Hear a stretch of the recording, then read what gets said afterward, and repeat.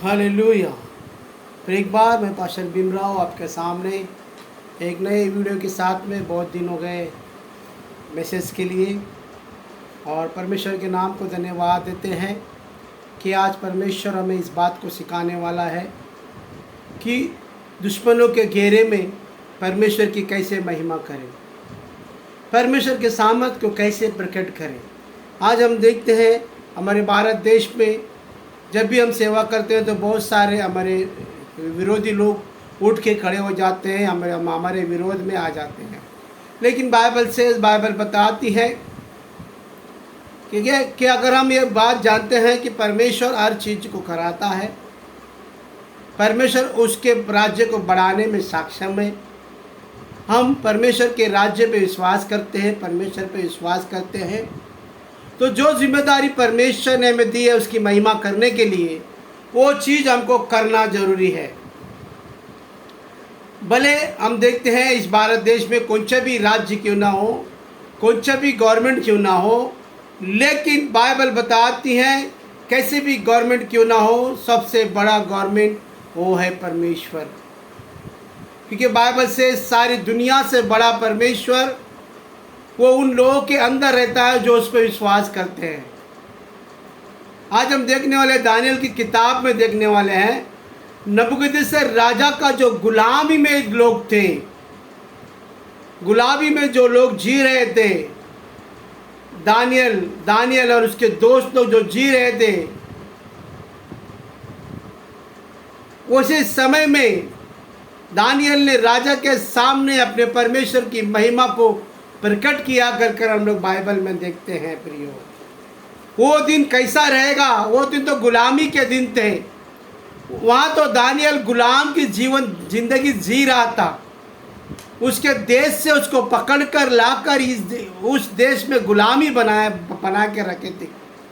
लेकिन आज हम भारत देश में आज़ाद है, हमारे लिए हम भारत देश के निवासी हैं, भारत देश में रहना हमारा मूल हक है।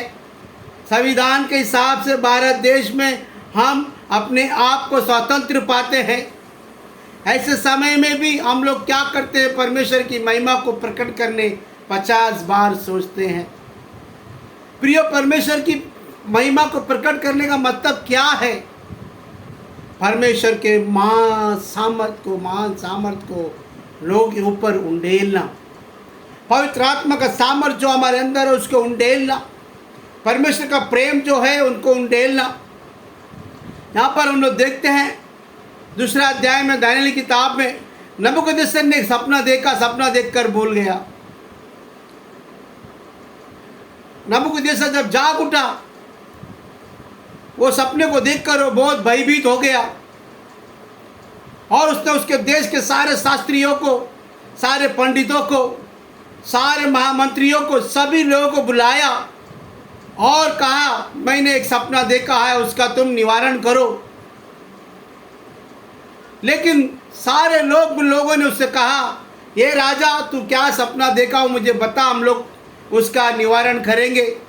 लेकिन राजा कहता है, सपना मैंने देखा है मगर क्या देखा है उसे मुझे कुछ याद नहीं है, फिर भी मैंने एक सपना देखा है, उसका अर्थ तुम्हें बताना है।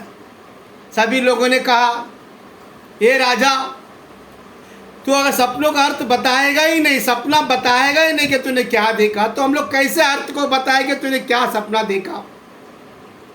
राजा कहता है उनके लोगों से, तुम लोग सिर्फ बहाने बनाते हो, दिन को टालते हो।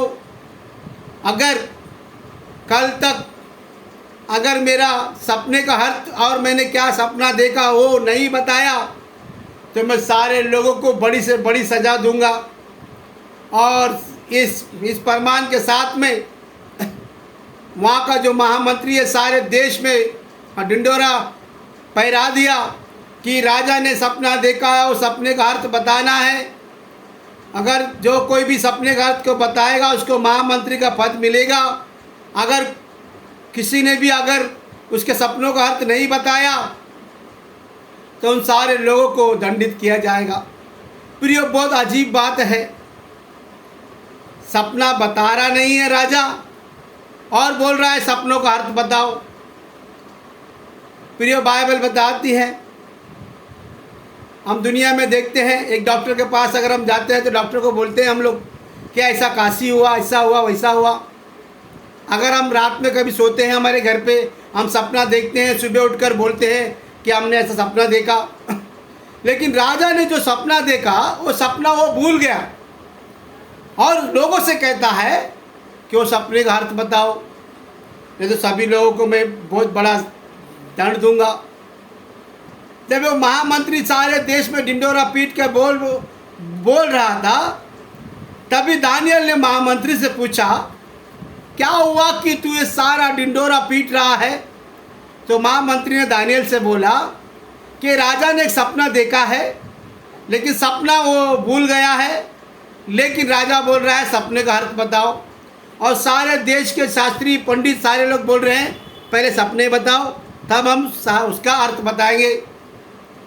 दानियल बात को सुनकर राजा के पास जाता है, राजा से कहता है देखिए प्रियो, दानियल गुलाम है, गुलामी की ज़िंदगी जो वो जी रहा है, गुलाम बनकर वहाँ पर आया है। वो राजा के पास जाकर कह रहा है ये राजा, तूने जो सपना देखा है वो मैं बताऊंगा और सपने का अर्थ भी बताऊंगा, मुझे थोड़ा समय दे। देखिए प्रिय, बहुत अजीब बात है, अनदेखा सपना जो देख के भूल गया, वो सपना को दानियल बताने के लिए तैयार हो गया है। कैसे तैयार हो गया है प्रियो? क्योंकि वो जानता है समय को बनाने वाला परमेश्वर, ऋतु को बनाने वाला परमेश्वर वो मेरा परमेश्वर है। दानियल उसका दूसरा अध्याय 20वां वचन में इस तरह से लिखा है, ध्यान देते हैं हम लोग। परमेश्वर का नाम युगोनयुग धन्य है, क्योंकि बुद्धि और पराक्रम उसी का है। वो बोल रहा है बुद्धि और पराक्रम उसी का है। जो परमेश्वर से प्रेम करते हैं, परमेश्वर उनके ऊपर अपनी महिमा को प्रकट करता है। और राजा से और एक बात वो कहता है 21 में,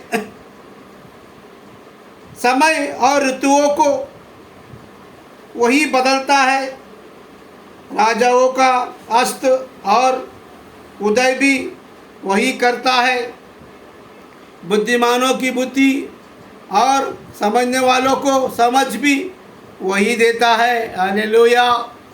ऐसा परमेश्वर, हमारा परमेश्वर जो अद्भुत करता है, होने वाला वो गया है, वो सारी बातों को बताने वाला परमेश्वर के ऊपर हम विश्वास करते हैं। भूतकाल, भविष्यकाल, वर्तमान का वो परमेश्वर, ऐसे परमेश्वर की महिमा करने का सौभाग्य हमको मिला है। इस भारत देश के ऊपर उसकी छाप को छोड़ने का अवसर हमें परमेश्वर ने दिया है। दानियल ने क्या किया? ये बात को सुनकर, ये बात को बोलकर वो गया, अपने मित्रों के साथ में प्रार्थना करने लगा। और प्रार्थना करते वक्त परमेश्वर ने जो नबूकदनेस्सर राजा जो सपना देखा था, सपना को दानियल के ऊपर प्रकट किया और दानियल को दिखाया और उसका अर्थ भी बताया। और दानियल ने जाके राजा को बताया, राजा बहुत खुश हो गया। फिर इस तरह से परमेश्वर की महिमा करना चाहिए, इस तरह से लोगों को जीतना चाहिए, क्योंकि हमारा परमेश्वर अद्भुत परमेश्वर है। हम जो कहते हैं, जो सच्चे दिल से मांगते हैं, वो हमें दिखाता है, वो हमें बताता है। दानियल का कैरेक्टर मुझे बहुत अच्छा लगता है। वो गुलामी में भी परमेश्वर की महिमा करना नहीं छोड़ा और उसने अपने परमेश्वर के सामर्थ्य को राजा के ऊपर प्रकट किया। और राजा ने उसको बोला, तेरा परमेश्वर धन्य है, तेरा परमेश्वर सच्चा है, सारी दुनिया में वो एक ही परमेश्वर है जो दानियल का परमेश्वर है। कहकर वो राजा ने इस बात को कबूल किया। उसी तरह से हम भी प्रिय परमेश्वर की ज्ञान को पाकर, परमेश्वर की आत्मा को रखकर हम लोग भी ऐसे काम करना चाहिए। हम लोग भी गुप्त बातों को बताना चाहिए। गुप्त जो बातें लोग नहीं बोल सकते हैं, जो बातें लोग नहीं बता सकते हैं वैसी बातें हम बताने की ताकत रखनी चाहिए। दानियल वहाँ गया और ताकत को, परमेश्वर के सामर्थ को प्रकट किया।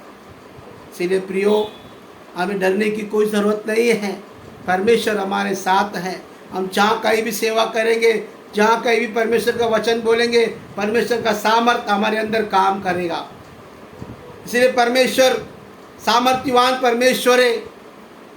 बाइबल बताती है परमेश्वर हमारे ऊपर सारे गुप्त बातों को प्रकट करने वाला परमेश्वर, वो हमारा परमेश्वर है।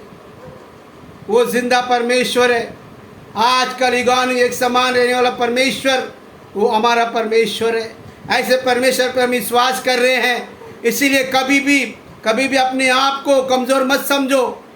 एक धैर्य, एक हिम्मत बनाओ और परमेश्वर के सामने बैठो। किसी के क्वेश्चन का आंसर दो।